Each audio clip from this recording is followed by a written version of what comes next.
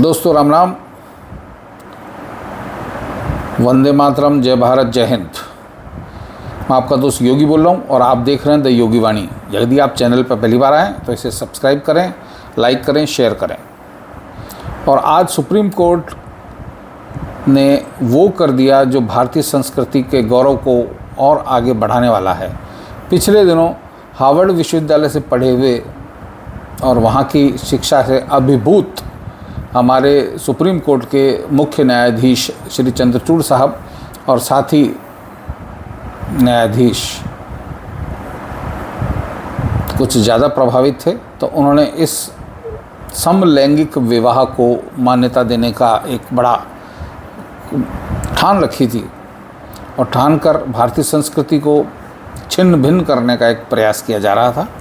लेकिन आज 5 जजों की बेंच में 3 जजों ने समलैंगिक विवाह का विरोध करके भारतीय संस्कृति का झंडा ऊंचा रखा और केंद्र की सरकार का साथ दिया।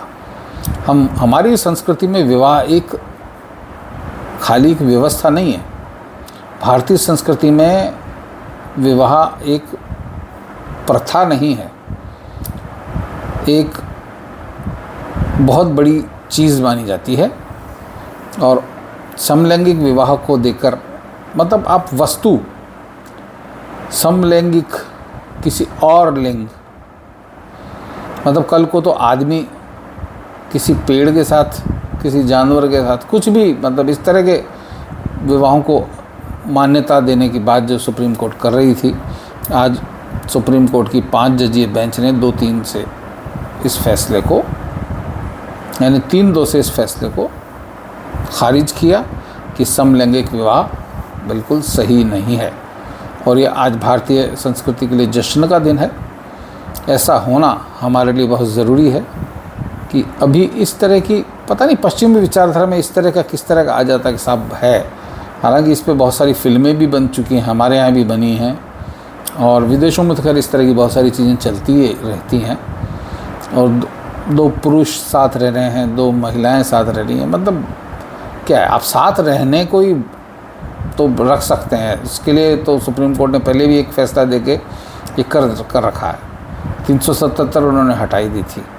तो लेकिन सबसे बड़ी बात, इस विदेशी विचार को हम क्यों हमारे ऊपर, हमारे समाज पे थोपने का प्रयास किया जा रहा है सिर्फ चंद लोगों के द्वारा।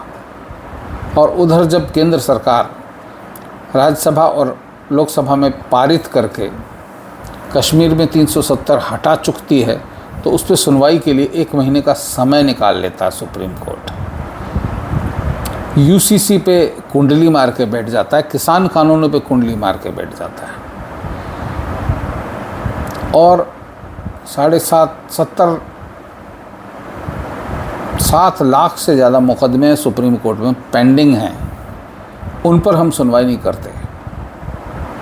हालांकि कहते हैं कि हज़ारों मुकदमे हम निस्तारित कर रहे हैं, लेकिन आम जन से रिलेटेड मुद्दे निस्तारित किए जाने चाहिए, ना कि सिर्फ सुप्रीम कोर्ट के चंद वकीलों की कमाई के लिए हम एक ऐसा मंच तैयार कर देते हैं और बहुत सारे ऐसे लोगों को जिनके एहसान शायद जुडिशरी पर हैं, उनको ज़मानत देने और इस तरह के काम करने जा रहे हैं।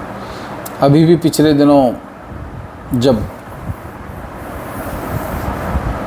चाइनीज़ फंडिंग से चल रहे न्यूज़ क्लिक वेब पोर्टल को, जो मोनेटाइज भी नहीं है और उसकी व्यूअरशिप भी ज़्यादा नहीं है, वो कई पत्रकारों को लाखों प्रति एपिसोड दे रहे हैं, उस पर चल रहा है। आज वो मामला भी सुप्रीम कोर्ट में जा पहुंचा और वकील कौन? वही हमारे अजीज कपिल सिब्बल साहब, क्योंकि सरकार के विरोध में तो उनको खड़े होना ही होना है और जमानत दिलाने के एक्सपर्ट हैं। अब ये देखते हैं कि सुप्रीम कोर्ट में क्या वे इस चाइनीज़ फंडेड मीडिया को, जो देश विरोधी कार्यों में लिप्त था, बचा ले जाएंगे। लेकिन आज हम सब के लिए बहुत हर्ष की बात है, देशवासियों के लिए, कि सुप्रीम कोर्ट की 5 जजों की बेंच में 3-2 से समलैंगिक विवाह को गैर कानूनी करार दे दिया गया है। तो देश इस दिशा में बहुत सुप्रीम कोर्ट का धन्यवाद अदा करता है और चाहता है कि इस तरह के भारतीय संस्कृति पर कुठाराघात करने वाले फैसले करने से सुप्रीम कोर्ट बचे और कार्यपालिका के कामों में भी दखल ना दे। हालांकि इस फैसले में भी यही कहा गया कि कानून बनाना सरकार का काम है, हमारा नहीं है।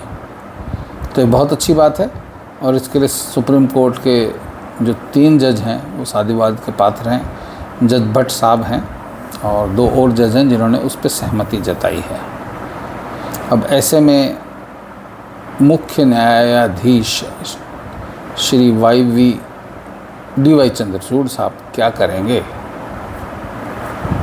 यदि किसी सरकार के मुखिया के खिलाफ इस तरह का फैसला हो जाता है तो सरकार तो गिर जाती है, लेकिन सुप्रीम कोर्ट में क्या होगा, ये बड़ा यक्ष प्रश्न बना हुआ है।